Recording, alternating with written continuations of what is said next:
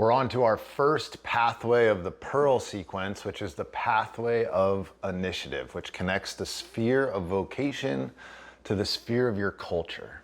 And the Pearl represents our prosperity, which means having a life in which we thrive, a balance between our work and the money that we have and the relationships that we're in and our relationship with ourselves and to God. It's balance amongst all of those things. It's not just wealth. It's not just abundance.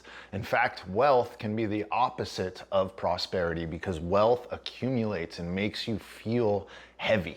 For some people, that's what they need, but for others, that will actually affect or hinder their prosperity. So the Pearl sequence starts with the sphere of vocation, which is the same sphere as the sphere of your core in the Venus sequence. I get asked that a lot. And what happens there is your deepest wound, your core wound, gets transmuted. And then we use that in service to the whole, and that becomes your vocation. It becomes the thing that drives your interaction with humanity in service. And so this is our doorway from the Venus sequence into the Pearl sequence. And the very first thing that we must do is take the initiative. And when we do that, it connects us to our culture, which is the group of people that we are meant to connect with to bring our work out into the world. And it allows us resonance with our brand, our voice, the way that our soul is designed to show up so that our aura affects other people and ultimately creates the dawning of our pearl, which is this feeling of intense prosperity and intense balance. And I want to start talking about the pathway of initiative with a quick myth, and it's the myth of Prometheus. And Prometheus sneaks into Hephaestus' workshop on Mount Olympus and goes to the hearth there and steals fire. Prometheus loves humanity. He wants to serve humanity. He wants to teach them things. But Zeus was worried that they were becoming too powerful. And in this story, the way I see it is that Zeus is representing the ego. So Zeus had fear around somebody else becoming stronger than him. And Prometheus went in and then he brought that fire down to humanity and he taught them cooking with it and how to warm up with it and how to do metal work, for example. And what that myth tells us in relation to taking initiative is that you have to be resourceful when you are trying to share your gifts, your soul gifts with the world. You have to be adventurous. You have to be willing to take risks. You have to be willing to put yourself out there. And that is what the pathway of initiative is all about, because all initiative involves risk and fear. And there's one more myth I want to talk about, and this is the myth of Icarus. So King Minos imprisons Daedalus and Icarus. And Daedalus is the father, Icarus is the son, in a high tower. And in there, they're able to make wings from feathers and leather straps and beeswax and threads. And they've got their gear on, their wings, they're ready to fly, and they come up to the window, and Dad looks at Icarus and says, "Son, listen up. There's two places you cannot go. One is too close to the ocean because your wings are gonna get too heavy and you're gonna crash and fall in. Two is too close to the sun because the wax is going to melt and your wings are going to fall apart and you're going to crash and die." And so they jump out the window and their wings work and they're flying, and Icarus is having the time of his life, and he forgets his dad's advice. He forgets where he came from. He forgets his past. And in doing that, he makes the fatal mistake of flying too close to the sun. And the initiative that he took that looked like it was so promising falls apart. And so that's the other part of initiative. Yes, it's taking a risk. And what you'll find is you will, when you take this initiative, the next pathway here is the pathway of growth. You will start to take off. When you are aligned with your soul, when you have transmuted your core wound, and when you are doing work from that place, when you step out, it will work. What often happens, though, is that people forget that it was their connection to their soul that allowed them to leap in the first place. And they get bogged down in old ways of thinking, or they get trapped in the prosperity itself and they forget important things.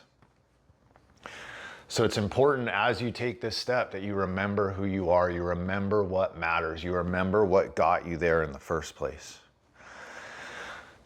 In the text, the Pearl Sequence text, which you can get either from the Pearl Sequence online course or from the Pearl Sequence book. I recommend the online course. It integrates with your profile. There's additional meditations in there. There's all sorts of additional resources, but all the text is also available in the book.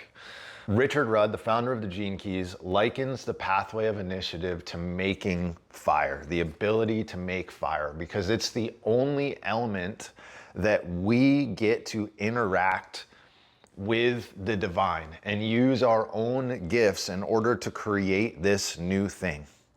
So it makes us a part of the divine creative act. We are out there creating this element with nature, with God.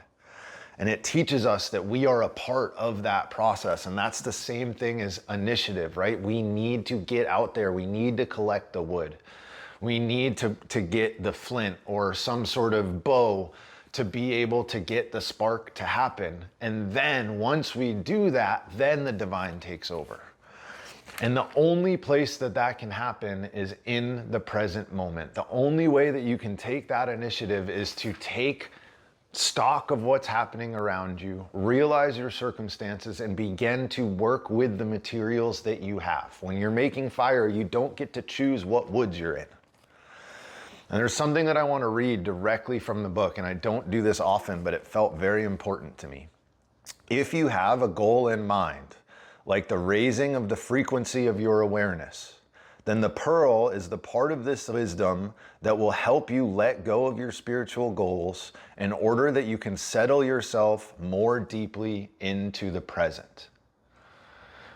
The pearl is the place where we integrate the teachings from the activation sequence and the Venus sequence. All of that striving, all of that transformation needs to be let go of, so that we can be right here, so that we can start to engage in the world again. All that seeking is keeping you from taking the initiative that you need to take to create the life that you're striving to get through that spiritual striving. And I'm not saying that you don't have or need, because you do, you need a relationship with God through this process. However, there comes a time where we have to let go. And oftentimes people come to me and they want to understand their shadow. They get so focused and bogged down in the shadow. And what I'll tell you, my advice is you need at some point to loosen your grip. And that might not be, and in fact it isn't at the very beginning. But the Gene Keys aren't here to give you answers. They're not here to tell you about your shadow so that you logically understand it. They're a living wisdom that gets you to shift your being, gets you to shift how you interact with those things, but not by thinking about them, not by understanding them, by noticing them in the present moment right now and choosing to do something differently. So in the start of the Gene Keys, the profile is a big piece of the puzzle. And it helps our logical mind to burrow into this wisdom. It's easier for us to see it laid out in this way.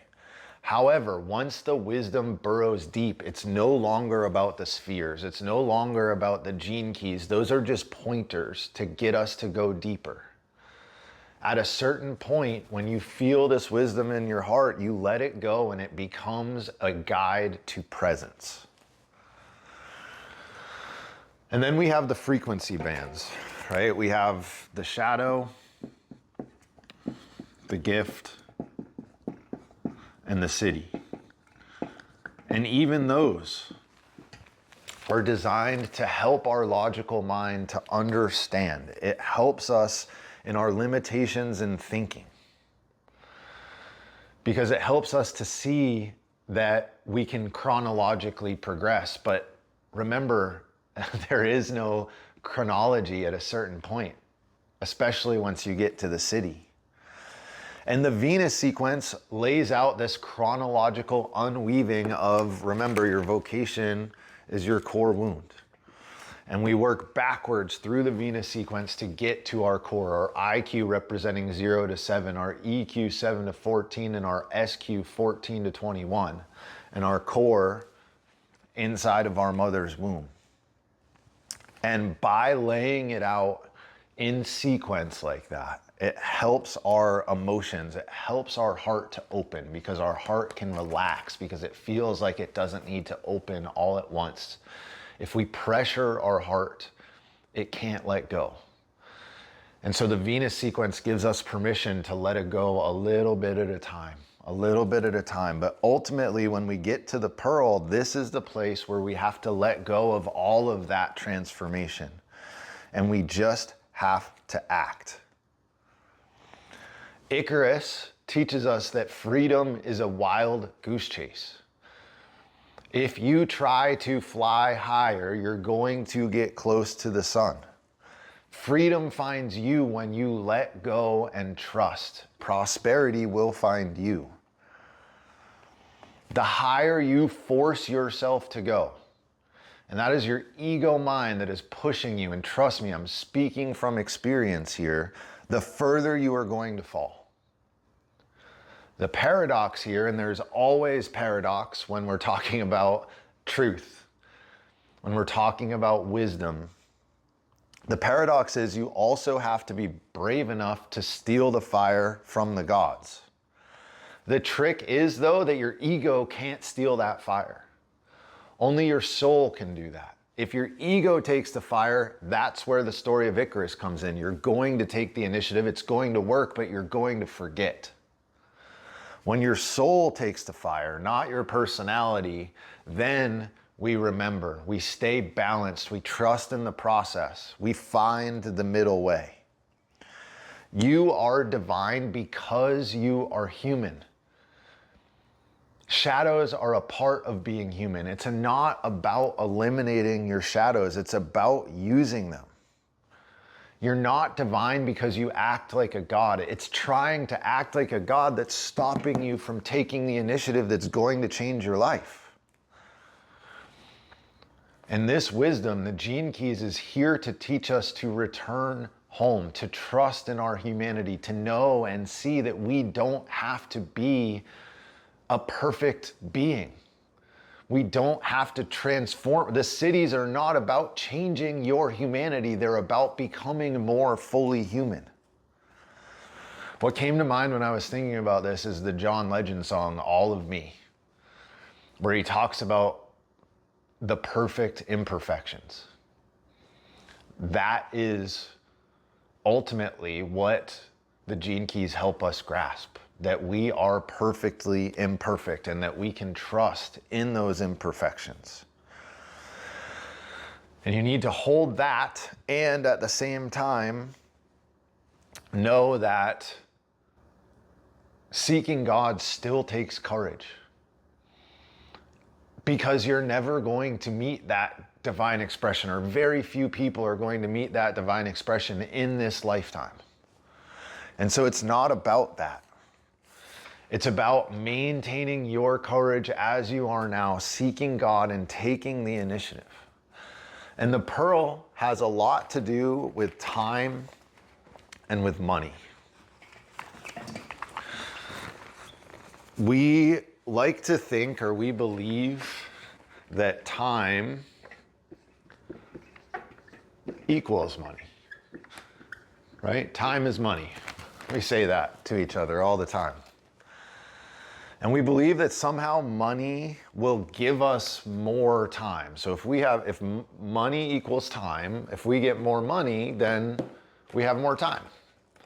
And when you really stop to think about that statement, of course, that is not true.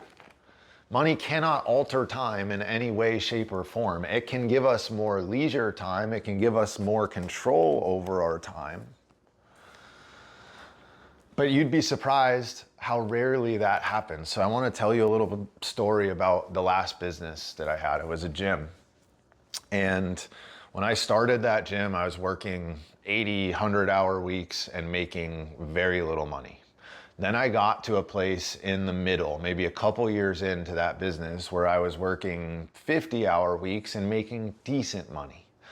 In my brain though, that wasn't enough. I wanted more. I wanted to prove to the world that I could do more. And so I kept driving, I kept pushing, I kept taking that initiative, but from the place of my ego. And what wound up happening is I got a lot more money. And there was an inverse relationship. So as the money increased, the time started to decrease again. It was like this bell curve where all of a sudden at the beginning, when I was making more money, I had more time, but there comes a certain point where I'm making more money and I have a lot less time. So in fact, time is money. The opposite can be true and often is true. What you'll realize is if you are not happy internally, it doesn't matter what you do externally. So many of us spend lifetimes seeking wealth, thinking that that wealth is going to fill a hole, but it doesn't bring peace. Money does not bring peace. And I know, again, from experience, I built a business that brought me a lot of money, and I thought that it was going to solve all these problems. I was one of those people that thought this. And then I looked around and I realized that I was more miserable than I had ever been in my whole life. And I've heard people over and over again tell that exact same story, and I did not believe it. I have the 13th gene key in the sphere of my culture, and that is discernment. It's about choosing what stories you're going to listen to. And I chose to ignore what every wealthy person has ever said, that money didn't fulfill them. And I thought, for me, it's going to be different. And guess what? It wasn't. Money doesn't bring fulfillment, though it can bring comfort. And that's an important piece of the puzzle. I'm not saying that money is bad here. However, with that comfort also comes complexity.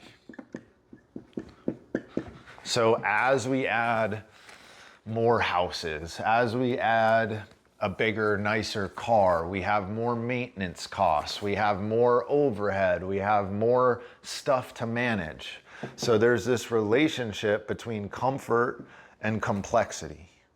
And prosperity, which remember is the focus of the Pearl sequence, is about making sure that comfort and complexity are balanced. So prosperity is all about balance. It's making sure that for you, and this is different for every person, that you have just the right amount of resources, just the right amount of wealth, so that you are comfortable, so that your prime gifts can shine through. However, at a certain point, just like this inverse relationship here, too much adds too much complexity. And at that point, you're going to feel overwhelmed and you're going to have a desire to purge and a desire to feel empty. And that ties intimately to the 35th gene key of hunger. We are always hungry. And that ultimately comes back to this soul that is craving unity. And for some people, life is going to be simple and minimal. And for others, life is going to be complex and considerable. And in both cases, you're going to have exactly what you need to express your genius. So it is up to your dharma as to whether you are going to have a ton of money, a ton of resources, a ton of stuff, and produce from that place, or if you're going to have a simple life. And if you have a simple life, you would be miserable with all of those things, with all of that stuff, because it wouldn't allow your gifts to come through. And ultimately, it's expressing our genius that makes us feel whole. Ultimately, like I said, prosperity is balance, and it's not just between these two things. Prosperity is balance across all of your life, your work life, your relationship life. It's always knowing what is the right thing to do, and right, I put in quotes there, the thing to do that's going to nourish your soul. And if you always do that thing, you're naturally going to find your balance. If all you do is live for the moment without a thought for your future, then you are out of balance. And that's going to come back to bite you. At the same time, if you dump all your energy into saving, into building a future, you miss out on life now, and that too is out of balance. And it's our job to find what the Tao Te Ching would call the middle way, the middle path, the place of least resistance. And to take initiative, we first need clarity. Initiative requires clarity. And what I mean by that is it's very tempting to force things with initiative. You're in a place where you might look around and think that your life could or should be different. And the last thing you want to do after you hear this message perhaps is wait around longer. However, you must wait. You must sit in the empty space, in the discomfort, until you have clarity. And it will be a full body yes. Whatever direction you are supposed to go, your whole body is what's going to feel it. It's not a logical choice. It's not a decision. It's not something that comes from up here. You've got to bring yourself down into your heart, into your belly, into that one point, and feel, is this the thing? And you will know. If you are unsure, if you are not clear, you do not have clarity, and it is not yet time to take initiative. It's time to continue to sit in the void. And that clarity comes from the pauses. It comes from the silence. It comes from the time between. That's why the Gene Keys are so much about slowing down. They're about contemplation, about pausing, about patience, gentleness, self-inquiry.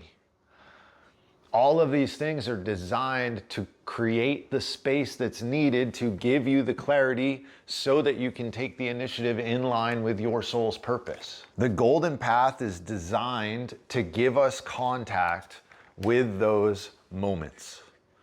The golden path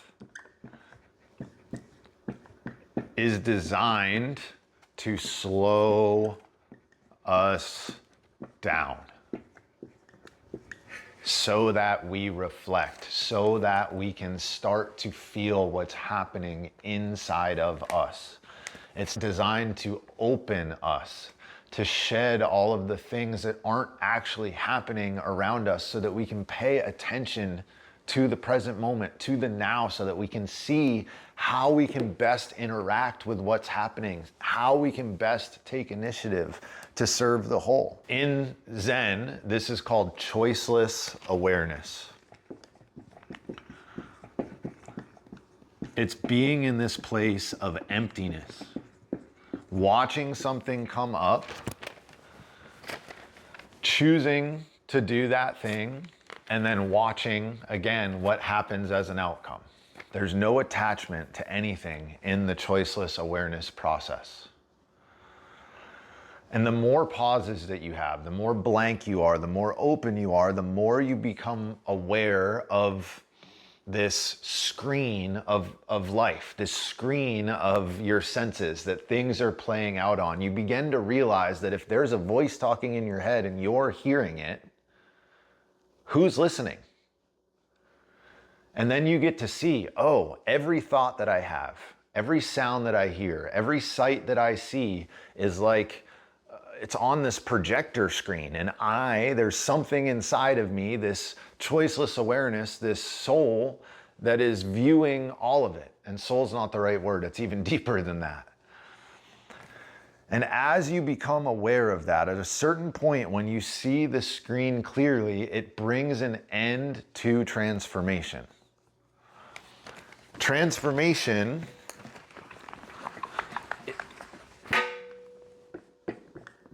is of the heart.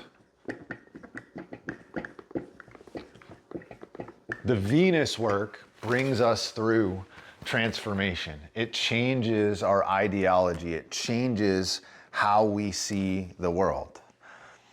In the pearl, though, what we see is the essential.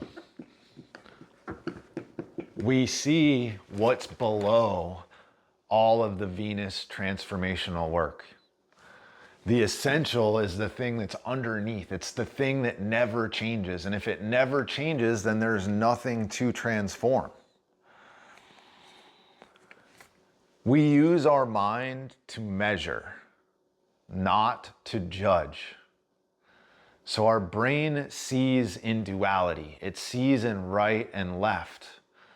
And it is very analytical, but it cannot help us see the essential. It cannot help us choose what we are meant to do. Our soul is what can do that. I want you to take a look around and see, where is your mind judging that you are not prosperous? And then take a look around for evidence in other areas of your life where you do see prosperity. And then ultimately you have to make a choice. Which story do you want to believe? Do you want to believe the part of your life that shows you that you are not prosperous? Or do you want to believe the part of your life that shows you that you are prosperous? And if money is an area in which you feel without prosperity, please do not make the spiritual mistake with money. Money is not evil. That's so important. So many people in the new age believe that you shouldn't charge for things, or that everything should be given away. And there is a place to give away. There is a place for charity, but there's also a place to make money. Money is this resource that circulates based on the value that you bring to the world. And if you are engaged with your prime gifts, you are going to bring massive value to the world, and money is going to be a byproduct of that. You can love God and be rich at the same time. You can also love God and be poor at the same time. Money just is. It has no relationship to how spiritual or not spiritual you are. Many people in the spiritual path, spiritual journey, tell themselves that they are too holy for money, that they are a soul, and that is not required of them. But remember, the pearl teaches us about our humanity. It teaches us to come home to our humanity, to our imperfectness, to our animal nature. Because yes, we are a soul, but we are also a body, and we have things that we need. We need air, we need food. And money helps get us resources. Trying not to have money is just another form of control. Allow the money that you are supposed to have to come into your life. Again, it will always be in perfect balance if you are in perfect balance. Prosperity includes an ability, and in fact, it's a requirement to enjoy life. We're here to explore life, to do and sample and taste and see and be all sorts of different things. And money helps us with that. And the spiritual mistake is not earning enough money to enjoy the fruits of life. Because you think you're too good for it, because you think you're a soul and not a person. Don't you think God created all of this so that we can see it, we can interact with it, it can feed our soul? In the activation sequence, we begin to unlock our genius. In the Venus sequence, we begin to gain clarity and boundaries around what is ours and what is somebody else's. We begin to see a reflection in those that we have a relationship with. We clarify our aura and our boundaries. And the pearl sequence is about taking that out into the world with clarity. It's where your genius meets the world with clarity. And that's why it's recommended to do the golden path in that order. Money comes through initiative. It comes through acting out your genius in the world. And I literally mean acting. Remember, part of this process is seeing the screen that all of this stuff is showing up on and recognizing that if it's all showing up and you're realizing it, there's something that's realizing it. And when that happens, we get to choose the character that we are on that screen, because the thing that's inside of us, remember, is unchanging. Our essence isn't going anywhere. We can't transform the essential. So there's a book that I want to recommend if you struggle with how you're showing up in the world or what character you're playing. The book is called The Alter Ego Effect, and the author is Todd Herman. And this is all about using some sort of token to transform your personality in that moment to be or show up in a way that you might not normally show up. And you would be amazed at how well that works. And it's essentially a choice to play a character. Like Beyonce has, what is it, Sasha Fierce, I think, is the name that she goes by when she's on stage, because she, believe it or not, at least used to be very shy. And so she needed to create this alter ego to be able to be the fierce, badass woman that she is on stage. And that comes from recognizing that we are all playing a role.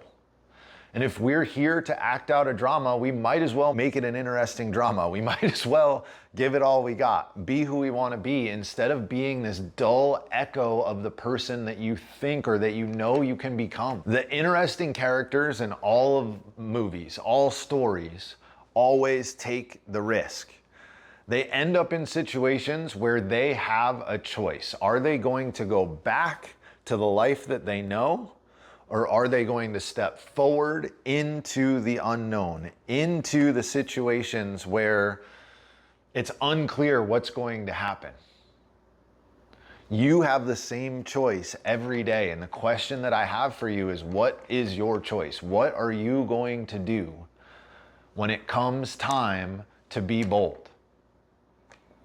Because the universe is going to present, especially if you are on the golden path. If you are working with the gene keys, the universe is going to present opportunities for you to grow and change and evolve. And it will come time that it will present a life-altering risk for you. And that doesn't necessarily mean externally life-altering, but it will destabilize you internally, hopefully in the best way possible. And in that moment, you're going to have to decide, is your character going to take the risk, or are you going to play it safe because you do not have enough faith? Can you live according to your higher nature? And it's not hard to do that. In fact, it's one of the easiest things to do in the world, to let your innate talent and gifts shine through. But it does take courage, massive amounts of courage, because our world is not set up in a way that encourages that. Our world is set up so that you play a cog in the machine that keeps the wheels turning and keeps the status quo as it is, so that things don't get destabilized. Ultimately, you have to give up the world you know and trust for the one that you don't. That is what this work is calling you to do at its deepest level. And I'll close with the purpose of work. Many assume that work is here to give us money. And at its most basic level, yes, that is part of the situation. We need money to support ourselves, to support our loved ones. However, at a much higher frequency, work is an extension of our higher purpose. Work is our soul leaving its signature on the world. Work is here to open our heart, to help us relate to other people, to create things, interacting with the divine. It's here to inspire us to express our love out into the world. How different work could look from the way that most people normally think about it. Work also brings us health, physical health and well-being. For most people, I'd argue it's probably the opposite. But when we do what we love, we have this magical experience of channeling divine energy, of being with this muse that I do not understand, that just takes over, including when I do this. It just plays through you. And that experience brings you so much breath, so much life.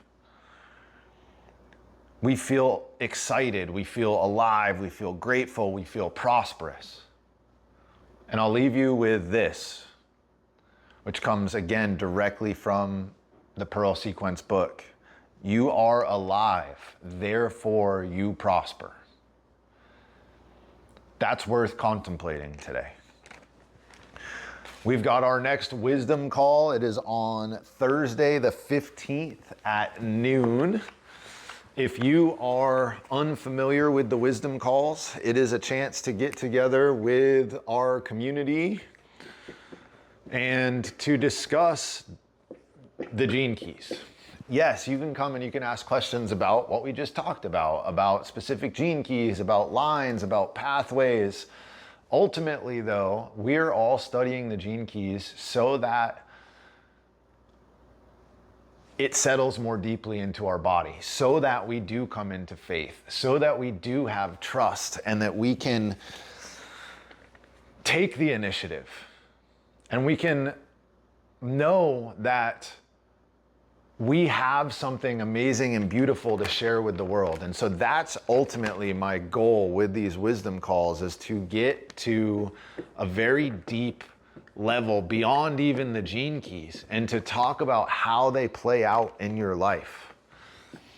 So I'd love to see you there Thursday the 15th at noon. I'll put the registration link in the description. It's totally free. I'm doing them weekly for the next few weeks. So every Thursday at noon, and that's Eastern time. So it's the same time as New York City. I would love to see you there and get to meet you. All right, guys, until next time, thanks for being here.